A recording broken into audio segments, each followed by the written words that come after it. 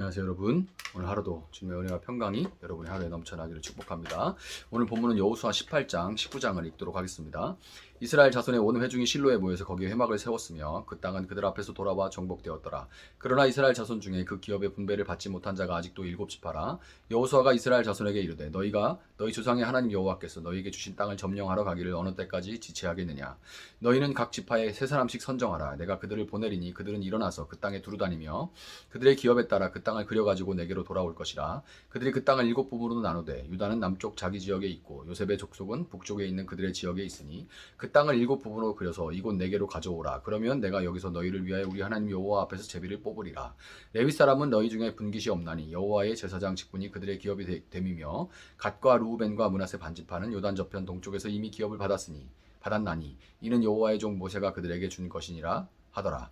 그 사람들이 일어나 떠나니 여호수아가 그 땅을 그리러 가는 사람들에게 명령하여 이르되 가서 그 땅으로 두루다니며 그것을 그려가지고 내게로 돌아오라. 내가 여기 실로의 여호와 앞에서 너희를 위하여 제비를 뽑으리라 하니 그 사람들이 가서 그 땅으로 두루다니며 성읍들을 따라서 7부분으로 채게 그려서 실로 진영에 돌아와 여호수아에게 나오니 여호수아가 그들을 위하여 실로의 여호와 앞에서 제비를 뽑고 그가 거기서 이스라엘 자손의 분파대로 그 땅을 분배하였더라. 베냐민 자손 지파를 위하여 그들의 가족대로 제비를 뽑았으니 그 제비 뽑은 땅의 경계는 유다 자손과 요셉 자손의 중간이라.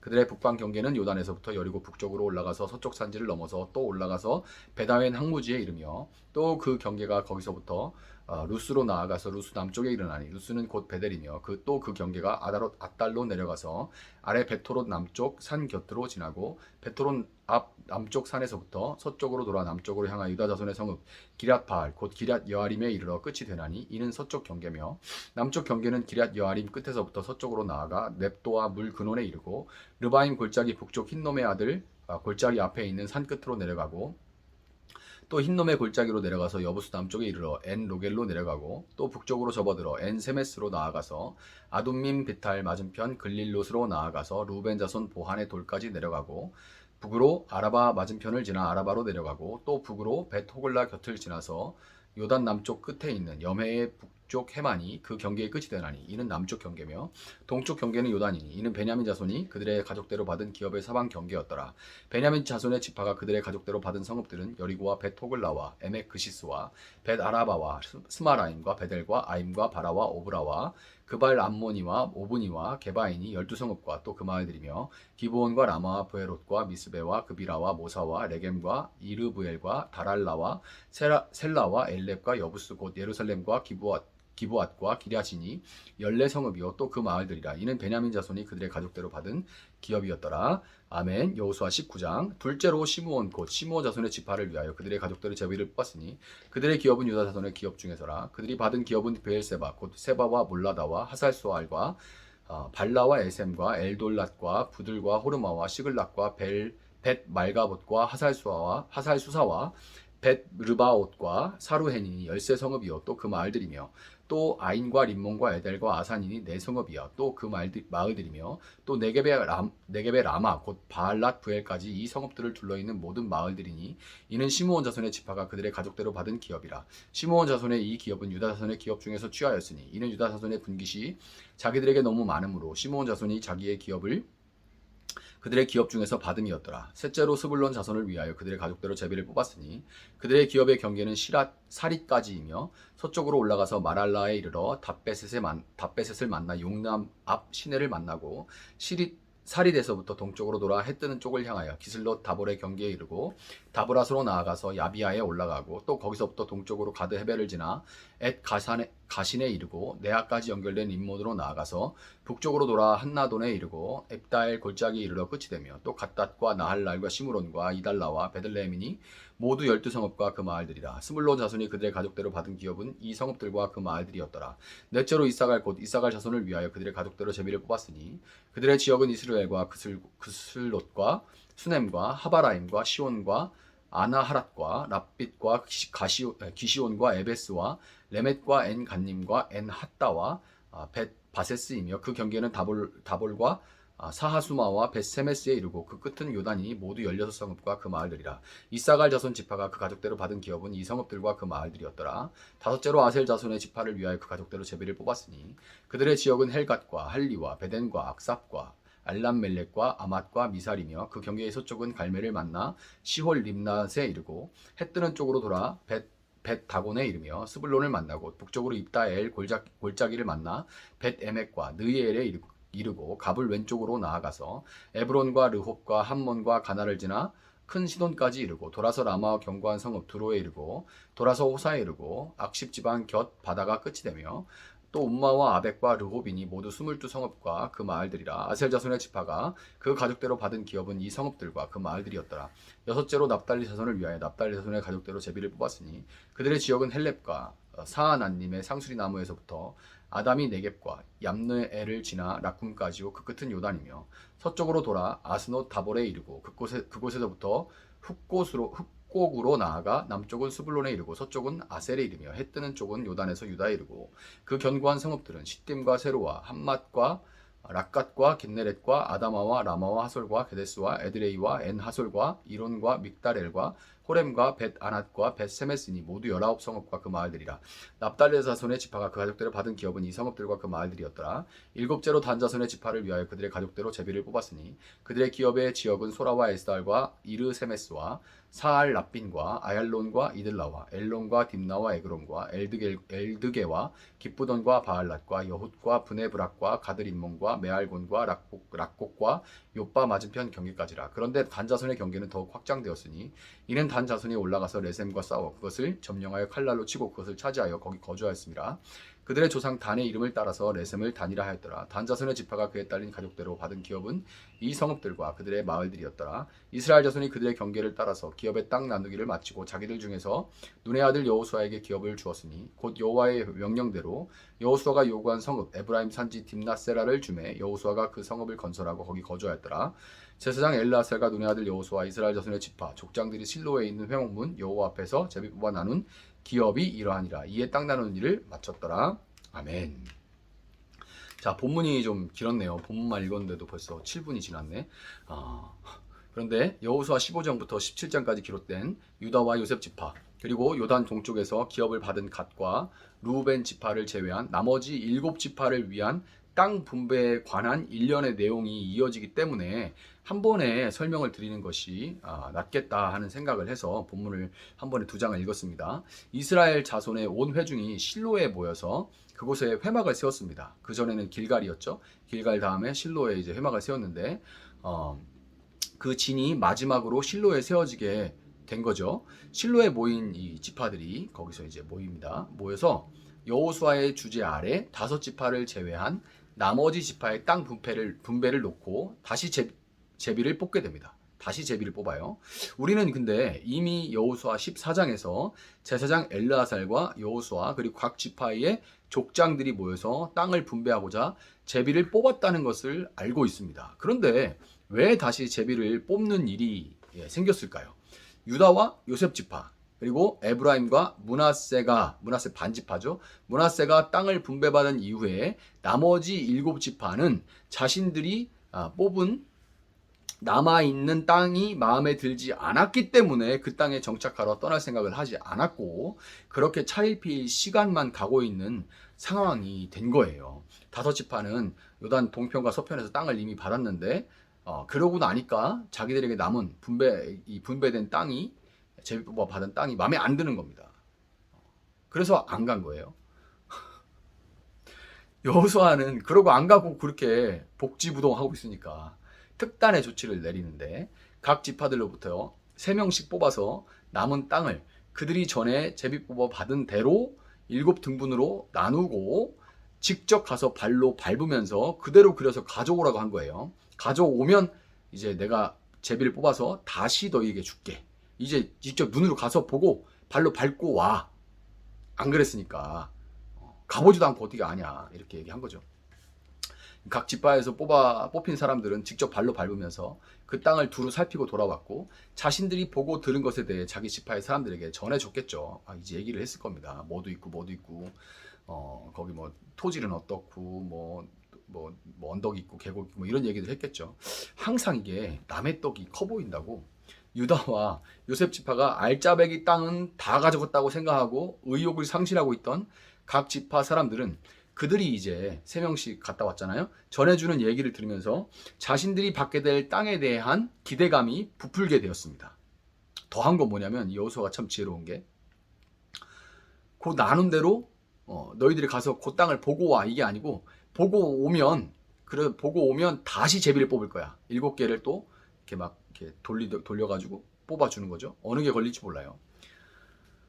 어느 땅을 배정할지 모르게 되는 거죠. 그러니까 이 3명이 보고 와가지고 실컷 가서 눈으로 보고 와, 이 땅 의외로 대박인데 이렇게 생각을 했는데 그 땅이 엉뚱한 지파에 갈 수도 있는 거죠. 제비 뽑아가지고. 아무튼 7지파들이야 잔뜩 기대를 하면서 야, 이 3명 갔다 왔는데 어디가 좋대. 와, 거기 걸리면 진짜 좋겠다. 와, 막 이렇게 됐겠죠. 부동산 이렇게 막 해놓고 어디 당첨되나 안 되나 뭐 하는 그런 기분일지 모르겠네요. 저는 안 해봐서 잘 모르겠네. 근데 제비 뽑기 결과를 이제 막 부푼 가슴으로 안고 기다렸겠죠. 근데 이게 참 결과를 보면 정말 재밌습니다. 이게 결과가 참 재밌어요. 시므온 자손은 유다 지파의 땅에서 분깃을 받게 됐는데요. 유다 지파가 넓은 땅을 가지고 있어서 그 안에 시므온 지파의 땅이 받은 분깃이 그 안에 있었습니다. 이게 창세기 49장 7절 내가 그들을 야곱 중에서 나누며 시므온 이스라엘 중에서 흩으리로다 라는 야곱의 예언이 그대로 성취된 모습이에요. 야곱이 창세기 49장에 했던 예언이 그대로 성취된 거죠. 어디 특별한 땅을 받은 게 아니라 지파에 속해서 유다 지파 안에서 받은 거죠. 스불론은 창세기 49장 13절 스불론은 해변에 거주하리니 그곳은 뱀에는 해변이라 그의 경계가 시돈까지리로다 라고 야곱이 얘기합니다. 그리고 그 예언이 그대로 성취돼서 그들의 기업은 해변가에 자리를 잡았어요. 한번 읽어보세요. 경계를. 이사갈, 아셀, 납달리, 단에 이르기까지 하나님께서 야곱을 통해 하신 말씀은 하나도 땅에 떨어지지 않았습니다. 그리고 그대로 다 성취가 됐어요. 다시 가서 보고 다시 제비를 뽑고 막 이런 과정을 다 거쳤는데 결국은 그냥 그대로 됐어요. 그 하나님께서 야곱을 통해서 예언하신 그대로 됐습니다. 이게 이 말이 자칫 이제 모든 것이 운명이니까 그 운명을 받아들이라 이런 뜻일까요? 아니겠죠. 우리는 시므온과 동일한 예언을 받았던 시므온과 레위가 형제잖아요. 이 레아의 두 아들들 시므온과 레위가 같은 예언을 받습니다. 아까 제가 읽어드린 그 예언을 같이 받아요. 그런데 레위 지파는 이스라엘 가운데 흩어지기는 했지만 그것이 그들이 제사장으로서 각 지파로부터 땅을 받아 거기 머물면서 그들로 하나님을 예배하게 하는 삶을 살게 하는 것으로 변화되었다는 것을 알 수 있어요. 시므온은 유다 땅에 있다가 결국 유다의 대부분 흡수되고 나머지들도 그냥 흩어져서 여기저기 흩어져서 살아가게 됩니다. 그 예언이 부정적인 쪽으로 성취가 된 거죠. 그러나 레위는 그 예언이 바뀌어서 흩어지긴 했지만 전국에 흩어져서 모든 지파가 예배하는 삶을 살도록 하는 그런 제사장의 삶을 살게 되는 거. 그걸 우리가 잘 알고 있죠. 여러분 사실 우리는 하나님의 백성으로 운명이 지어져 있습니다. 우리가 운명론자는 아니지만 우리는 벗어날 수 없는 하나님의 백성으로 운명 지어졌어요. 내가 너를 택하여 지명하여 불렀나니 하나님이 지명하여 불렀는데 어떻게 그 운명에서 벗어날 수가 있겠어요. 지옥 끝까지 도망가도 지옥 끝까지 사냥개처럼 쫓아오시는 게 하나님인데 못 도망갑니다. 운명 지어졌어요. 또한 우리를 통해 이 땅을 하나님의 나라로 회복하시고야 말겠다는 그 놀라운 하나님의 계획에 우리는 동참하도록 운명이 지어져 있습니다. 마치 어떤 사람은 어떤 지역에서 어떤 가정에서 태어나는 것과 같이 그런 차이점은 있어요. 그런데 그것에 대해서 왜 나는 이런 나라에 태어났나? 왜 나는 이런 지역에? 왜 이런 가정에 나는 태어났나? 유다 지파는 에브라임, 므낫세 같은 지파는 그들처럼 아무개는 좋은 땅에 좋은 부모 밑에 좋은 건강을 가지고 태어났던데 이렇게 생각을 하는 거죠. 요단 동편에서 기름진 땅을 요구했던 목축하기 좋은 땅을 요구했던 갓과 루벤 그리고 므낫세 반지파처럼 그때 나도 그 땅을 샀어야 되는데 그 아파트를 사놨어야 되는데 그때 그거 막 빚져가지고 사놓은 걔들 지금 잘 사는 거 보니까 아무것도 하고 싶지가 않다. 막 매덕이 올랐다는데 진짜 난 아무것도 하고 싶지 않다.